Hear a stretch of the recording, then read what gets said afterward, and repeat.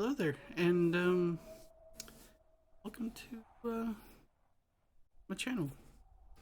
I'm trying a little different thing here this time around. Normally, people come to my channel for stuff like car mechanic sim, or maybe the occasional, trucking mishap video clip from Twitch, back when I used to stream on Twitch. I wanted to try to do something a little different here.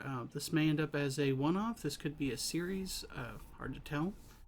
I've been wanting to do some videos on some indie games I've been coming across over the years. And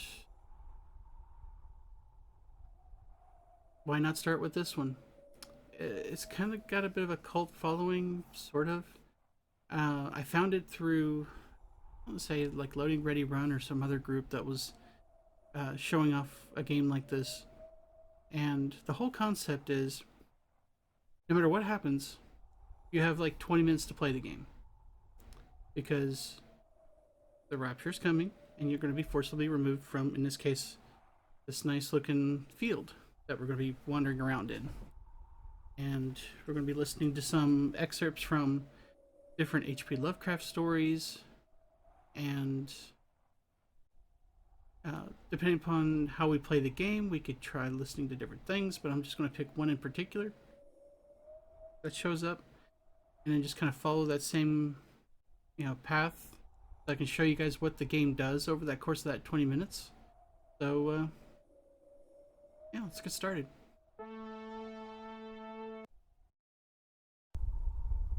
The game does get kind of loud, so just bear with me. So you start out in this field. You have basically these pillars of light that you could follow. They're all over the map. Depending upon which color you pick, that basically dictates which excerpts from which book that you listen to. So if you pick all the same color, you get a bunch of excerpts from the same book and all that. And depending upon which ones you pick, also the game tends to go a different path in terms of the weirdness that goes on.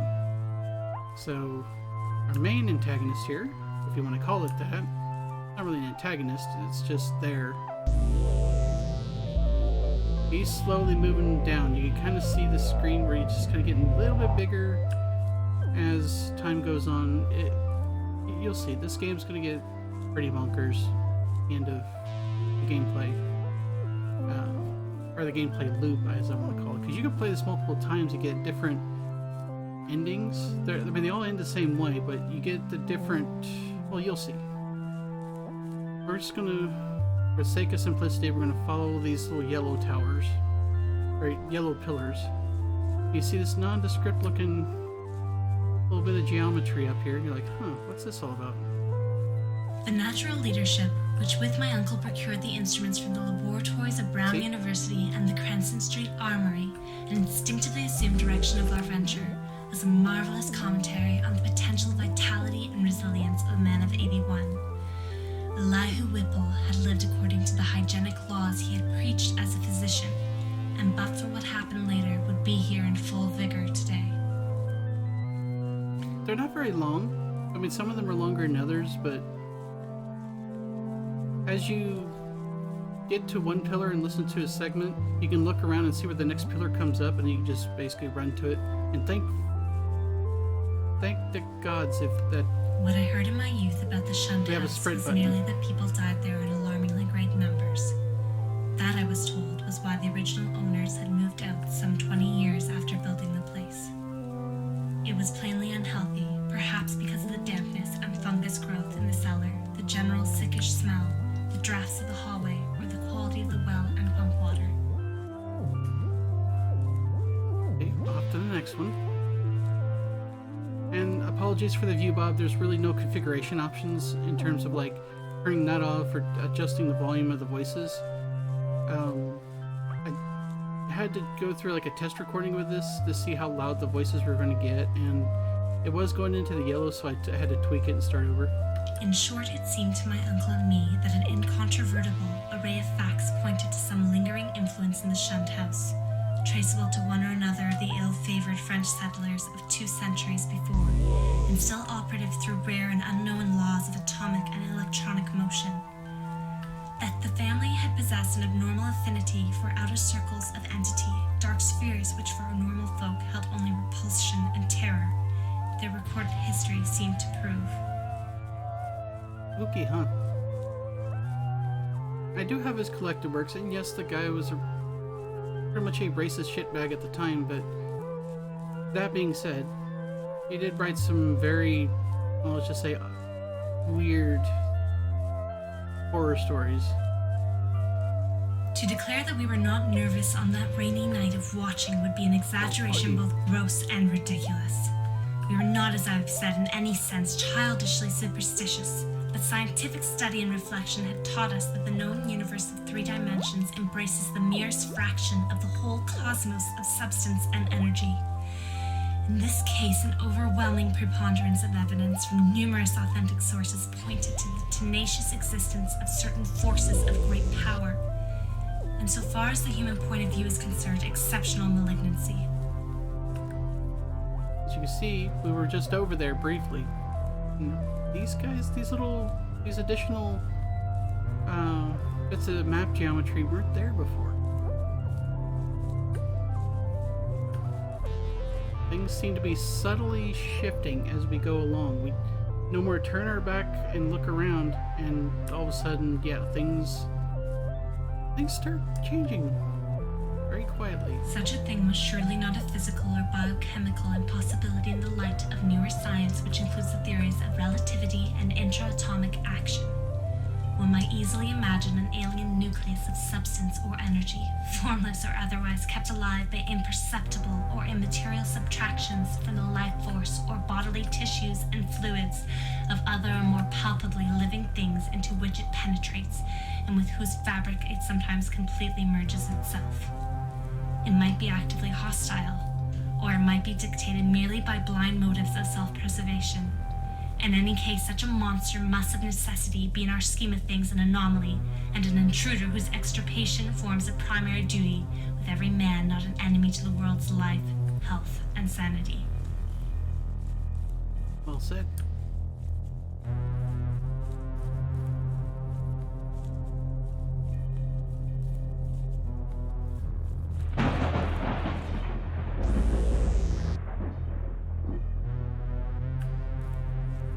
As I said, things will start. What baffled us kind of was our coming utter apart ignorance of and the changing aspect all in which we around might us here encounter before the long. thing.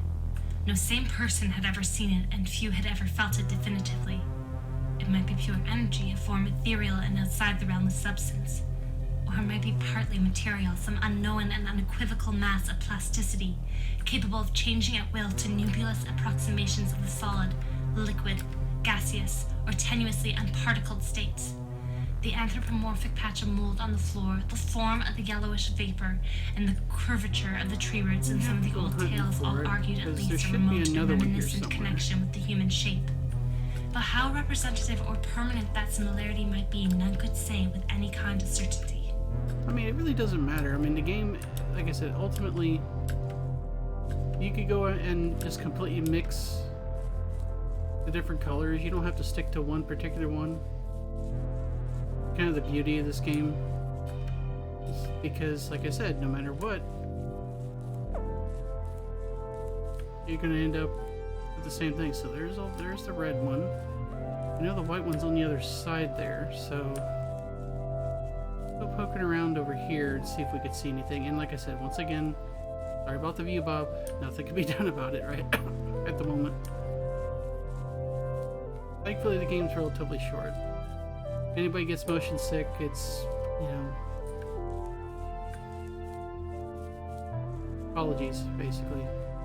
So, if we can't find anything back here, maybe put the back over here on the other side of the map.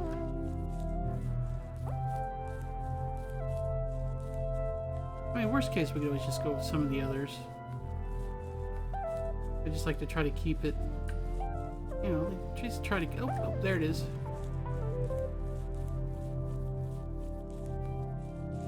There it is. And if we dug long enough, we'd find it. And it also a bit of an epileptic warning if anybody's got any, like, that gets triggered by, like, flashy lights and stuff. the very tail end of this game's got a little bit of photosensitivity trigger. That's not it. It's, trust me, you'll know it when you see it. Yeah, thankfully it's not for very long, but it can mess with some people. I can totally see that. No pun intended on that. Sorry, that sounded weird. But anyway, let's continue. It occurred to us too that our venture was far from safe. For in what strength the thing might appear, no one could tell. Much bigger now. We deemed the game worth the hazard and embarked on it alone and unhesitatingly, conscious that the seeking of outside aid would only expose us to ridicule and perhaps defeat our entire purpose. Such was our frame of mind as we talked far into the night, till my uncle's growing drowsiness made me remind him to lie down for his 2 hours' sleep. We're literally running as fast as we can.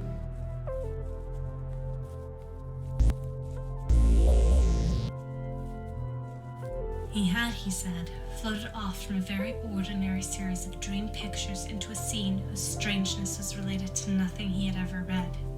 It was of this world and yet not of it, a shadowy geometrical confusion in which could be seen elements of familiar things in most unfamiliar and perturbing combinations. There was a suggestion of queerly disordered pictures superimposed one upon another, an arrangement in which the essentials of time as well as of space seemed dissolved and mixed in a most illogical fashion. In this kaleidoscopic As you can see, it does kind of guide us a little images were occasional snapshots, if one might use the term, of singular clearness but unaccountable heterogeneity. Now, if there's, future interest in this, I can go through some of the other gameplay loops and do like the different color light columns, and then because when you do the different light columns, you get different things popping up in the map. All kinds of things, I like felt in my pipes and visions weird cosmic and structures. abysmal aloneness, with hostility surging from all sides upon some prison where I lay confined. I seemed bound and gagged and taunted by the echoing yells of distant multitudes who thirsted for It's my almost blood. like it's maybe My terraforming the uncle's face landscape if you came want to to me kind of with look those at it that pleasant way. At least that's associations then in waking part of my hours, headcanon. and I recall many futile struggles and attempts to scream.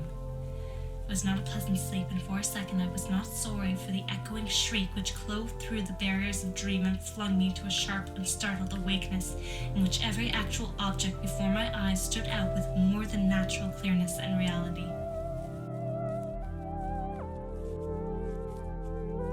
Like I said, the game is very simple sounding, but it's good. It's so Above good. the anthropomorphic patch of mold by the fireplace arose Okay, going back subtle, over here now. sickish, almost luminous vapor which, dear. as it hung trembling in the dampness, Those seemed to weren't there a develop minute vague ago, and or even a shocking second ago. suggestions of form, gradually trailing off into nebulous decay and passing up into the blackness of the great chimney with a fader in its wake. It was truly horrible, and the more so to me because of what I know of the spot.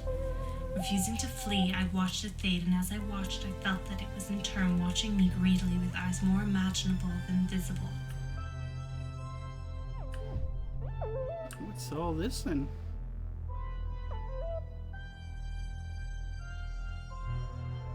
On my ears rang the reverberations of that shocking scream, while my nostrils revolted at the stench which filled the place. My mind, as alert as my sense, recognized the gravely unusual, and almost automatically I leapt up and turned about to grasp the destructive instruments which we had left trained on the moldy spot before the fireplace. As I turned, I dreaded what I was to see, for the scream had been in my uncle's voice, and I knew not what menace I should have to defend him and myself.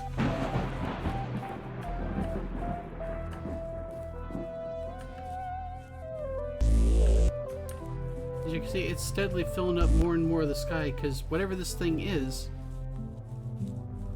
it's almost here. I'm gonna run for it and just try to get as many of these as we can.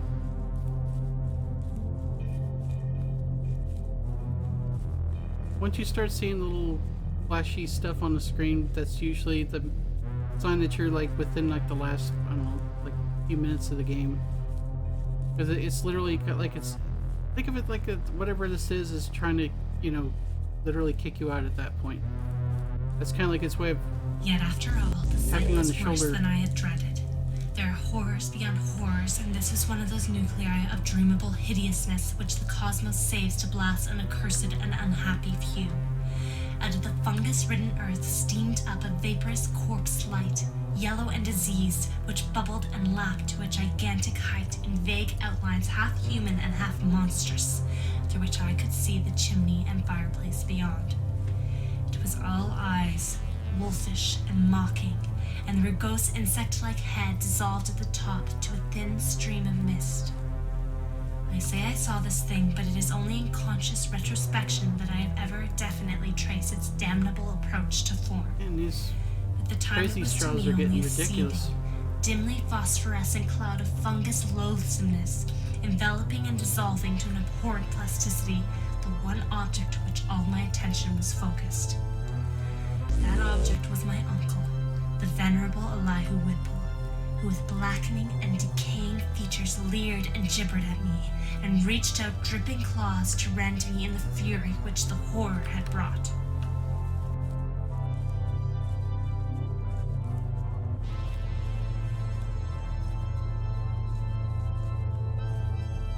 Fingers starting to cramp a little bit from holding down the In that dim Print blend me of so blue long. and yellow, the form of my uncle had commenced a nauseous liquefaction whose essence eludes all description, and in which there played across his vanishing face such changes of identity as only madness can conceive.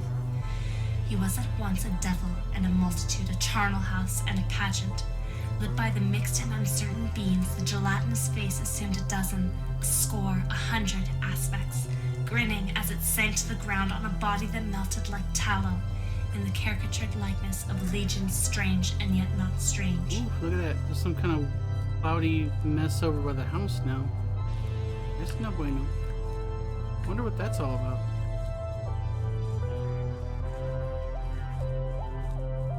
Can't be anything good.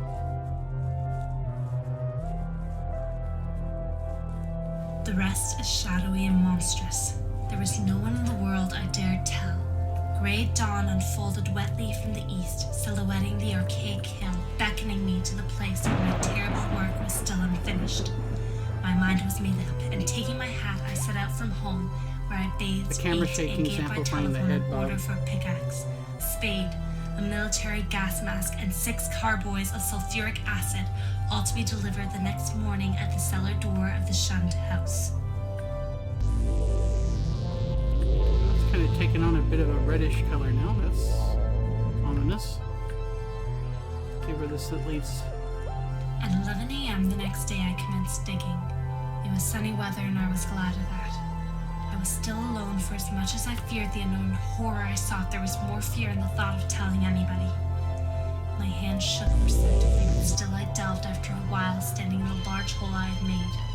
With the deepening of the hole, which is about 6 feet square, the evil smell increased, and I lost all doubt of Nope, imminent it's sending us contact right with to the that hellish cloudy thing mess. whose emanations had cursed the house for over a century and a half.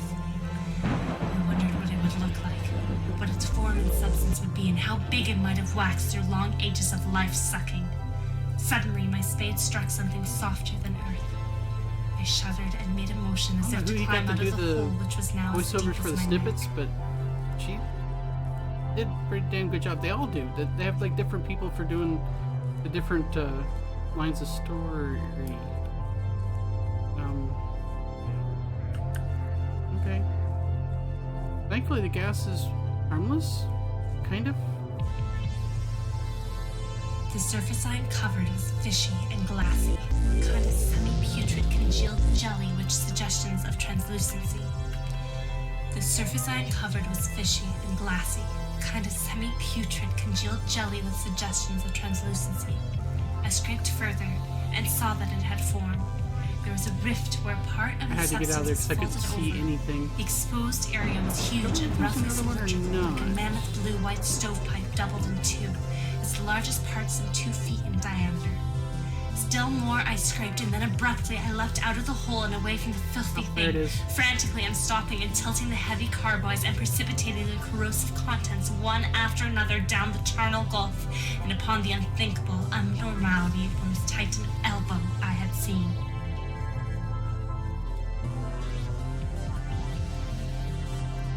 Like I say, it gets super intense there towards the end. But like, I wasn't kidding. Like, you could just tell by like how much the terrain has changed, and the fact that this thing is nearly filling the entire sky now. That yeah, there's some major shit that's about to go down.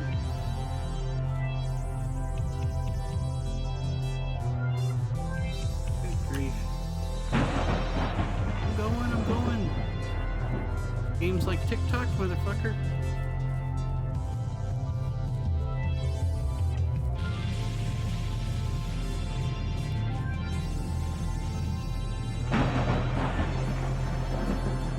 The two remaining carboys I emptied down with a particular result, and after a time I felt it safe to shovel the earth back into the pit.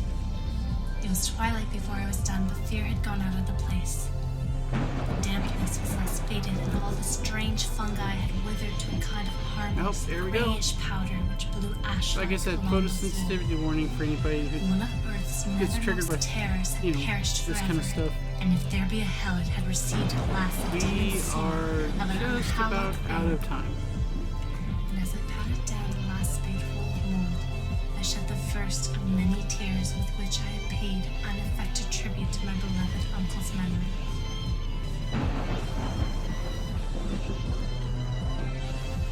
That's right, might as well just kind of sit back and literally watch the pretty lights.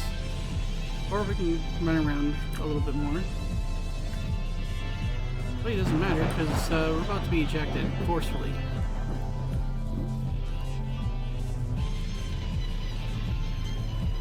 It's almost like at this point here, like if you ever read any of the stories from H.P. Lovecraft where like the reality just starts breaking down around the character and stop making sense. This is a kind of, I would say this is, could be a visualization of that.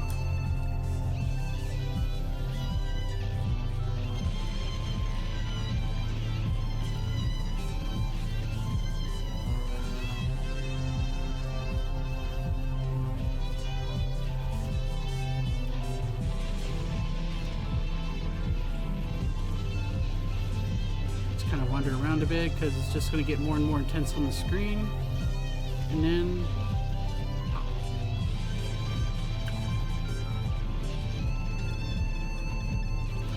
now with some of the other games that I want to be able to do, they're not going to have quite this level of story or complexity to them. Nope, here we go, ramp it up.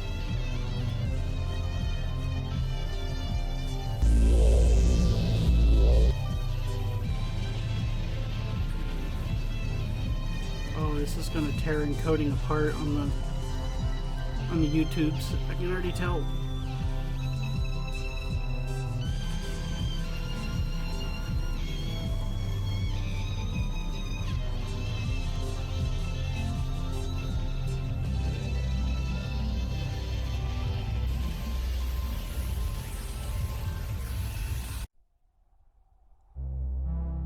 As you can see, there's the narration by the respective people that did a wonderful job with this game, by the way. Connor Sherlock is the author of the game. Soundtrack is worth getting. As you can see, it's got a really nice soundtrack to it. It's on itch.io. I'm going to go dig up the link and put it in the description on the YouTube channel, or my YouTube video rather, on my channel. And just to make sure this guy gets proper recognition and proper attribution as well. Appreciate everybody watching. We're gonna exit out, and that's it for this video. Hopefully I'll be able to do several more. And like I said, Connor Sherlock also has a bunch of videos for or a bunch of games rather, for what they call the Walking Simulator of the Month Club, and we're going to be hopefully checking out a bunch of those. Again, in terms of complexity and story, think of these more as like, instead of complete games, think of them more like sketches and ideas and concepts. Not necessarily art house stuff necessarily, but you know, concepts and ideas in game form, so to speak. So, with that, turn you guys loose. I have to edit that out. But anyway, appreciate everybody for watching. We'll catch you guys in the next video. Take care.